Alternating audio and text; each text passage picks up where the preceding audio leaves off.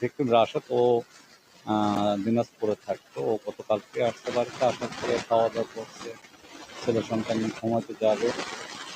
তার ওয়াইফ, তার বক্তব্য অনুসারে, তার ওয়াইফের বক্তব্য অনুসারে সে বাথরুমে গেছে।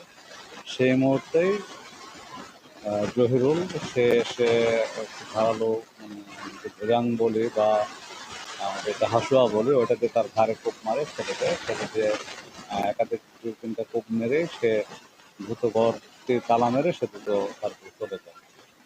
আর প্রকৃত আসলে এখন ও কোনো কর্ম করতো না, ও কর্ম করতো না, ও একা বাড়িতে হাঁটা থাকতো। পাশাপাশি তার ওয়াইফকেও মাঝে মধ্যে মারধর করতো, তার ওয়াইফও মাঝে মধ্যে তার বাবার বাড়িতে চলে যেত।